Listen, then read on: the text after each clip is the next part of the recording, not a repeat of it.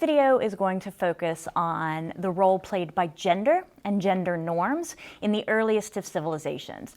It's going to take a broad look at the ways in which gender structured some of the earliest civilizations, from Mesopotamia to Egypt to the Indian subcontinent, and offers some broad conclusions about ways that we can use gender to understand the past. So we start with the origins of human civilizations. And as we've said in a previous video, civilizations originated in the Neolithic Revolution, or the first agricultural revolution, about 10,000 years ago, so about 8,000 BCE. And in a nutshell, the Neolithic Revolution broadly undermined more equal relationships that existed within the Paleolithic era. And the Paleolithic era was just the era that that came before the Neolithic Revolution. So what we want to do is take a look at how that happened and to draw some broad conclusions about what it means for history. But first, a few terms. So there are a few key terms that help us to understand the role played by gender in the earliest civilizations. So we'll start with the definitions of matrilineal and patrilineal. These are terms used to describe inheritance patterns and tribal divisions. So a matrilineal tribe is a tribe in which kinship is based on the maternal line, or the mother's line. So if you think back to our earlier discussion of the ways that early civilizations were organized, from nuclear family to extended family to clan to tribe, those tribal connections, if the common ancestor was based on the mother's line, so if it was a female inheritance pattern, then that's called a matrilineal tribe. If that connection was based on the father's line, then it's called a patrilineal tribe. Matrilineal tribes included tribes like the Cherokee, Choctaw, or Navajo in North America, the Hebrews in the Levant, which is the eastern coast of the Mediterranean, for a time in ancient Egypt, although not universally, or a group known as the Basque in northern Spain and southern France. Patrilineal tribes were the more common of the inheritance patterns, and so we tend to see patrilineal tribes in history more often than the matrilineal tribes. Matrilineal and patrilineal is not to be confused with the power structure. So the power structure, generally speaking, in terms of who has the power in a society, who has more power in a society, is defined by the terms patriarchal and matriarchal. So patriarchal societies are male-dominated societies. Political, economic, cultural, social power rests with the men, and it often results in the oppression of women. Matriarchal societies, or in matriarchal societies, political, economic, cultural, and social power rests with women and occasionally results in the oppression of men. For most of human history, societies have been organized into patriarchal societies, although that is not universal. So now that we're clear on some of the terms that we'll be using, let's look at the process whereby the Paleolithic relative gender equality gave way to a more unequal distribution of labor and power and the result or the production of patriarchal societies. So in the Paleolithic age, we can talk about gender relations between two different groups or between two different species. One was the Homo neanderthalensis, and one was the Homo sapiens. So Homo neanderthalensis are more commonly known as Neanderthal man, and they emerged about 200,000 years ago and were on the Earth until about 30,000 years ago. They existed in multiple sites throughout Europe and Africa, and studying their records, particularly skeletons, has proved to be sort of suggestive in kind of the kinds of gender norms and gender patterns that they practiced.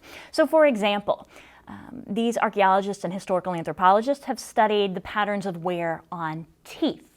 And while the skeletons of both men and women display various patterns of wear on their teeth, so they were all using their teeth for various things, they showed distinct patterns of wear, suggesting that there was some degree of gendered division of labor among the Neanderthals. However, there is equally compelling evidence that women and children participated in hunting large game. So for the Neanderthal man, or the Neanderthal group, almost the entire diet came from large game. There was very little diversity in terms of the diet that they consumed, according to evidence.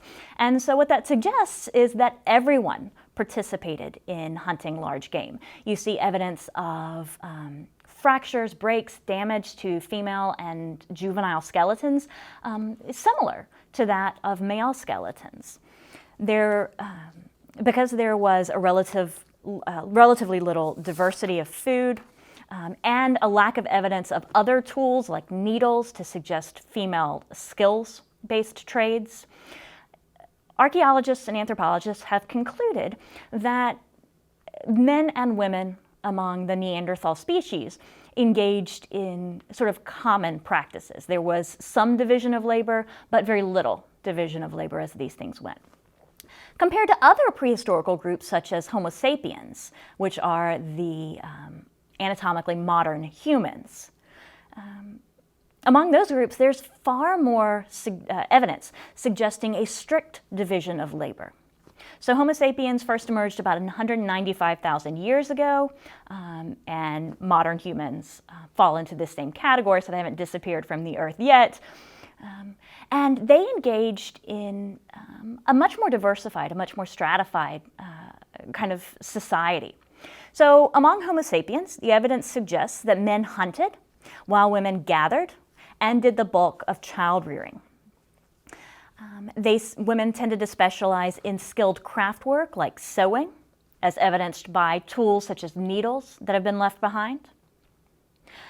So men and women were adopting complementary economic roles. And these complementary economic roles allowed for an increased diversity in terms of diet, the food that they were eating. They didn't just rely on large game, but got foods that they could gather as well.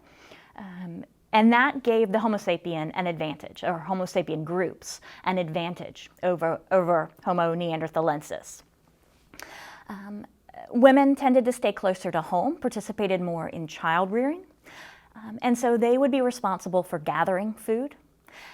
As a result, women tended to provide the highest number of calories for a society. Gathering provided more of a higher percentage of the calories that a group consumed, meaning that their effort, their work, was seen as essential to these societies.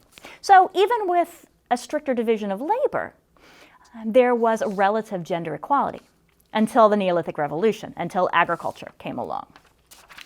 So as agriculture developed, you start to see an increase in these gendered divisions of labor. Agriculture developed, became more intensive, and consequently more male-oriented or more driven. It was reliant on heavy tools such as plows, on the domestication of animals, so herding and labor, and as it did so, it became more associated with male labor. In part, this was driven by physical differences, primarily size and strength, but it was also driven by changing social norms and a need for women to stay closer to home. Because one of the consequences of the first agricultural revolution was a growing population. And when populations grow, that means more babies are being born. And this growing population increased the need for childcare. Because women traditionally did most of the childcare, being the ones that were pregnant, that gave birth, that were responsible for breastfeeding, women needed to stay closer to home. As Elizabeth Wayland Barber writes in Women's Work, The First 20,000 Years, breastfeeding women could only complete tasks that, quote, don't require rapt concentration, are relatively dull and repetitive, are easily interrupted, don't place the child in danger, and don't require the participant to stray very far from home. So what this meant was after the agricultural revolution, women were participating in home-based labor. Things like gathering to supplement agriculture. They would provide berries, fruits, mushrooms. They cooked. They were responsible for child rearing. They would also spin or sew or weave in order to provide extra economic support for the family. So this increased division of labor owes its origins to the Neolithic Revolution, and there are a variety of suggestions of why. So one interpretation of why human societies evolved into patriarchies, for the most part, suggests or is rooted in something called sociobiology. And this is just the idea that men and women's biology, their genetics, better suits them to different paths. Women invest more time and effort in child rearing, and that's essential to the survival of the species. So women become a resource for which men compete, and that competition leads to men trying to prove that they can provide the resources that these women need. Another suggestion for why patriarchy developed is called social constructionism. And social constructionism suggests that patriarchy and the gendered power structure is rooted in things that societies create for themselves. The nature of agriculture itself, giving way to specialization, increasing population, leading to more children to care for, developing or increasing social complexity, allowing men and women to occupy different roles. As civilizations developed, the warfare and competition increased, and men would step in to play the role of protector. Private property required sexual purity among women so that they could prove legitimacy. So these are all ways that people have suggested that patriarchy was constructed by social norms rather than biology. Whatever the exact cause, Neolithic societies did become increasingly patriarchal, and that pattern would continue. In our next video, we'll take a look at how this patriarchy took shape in practice. Thank you.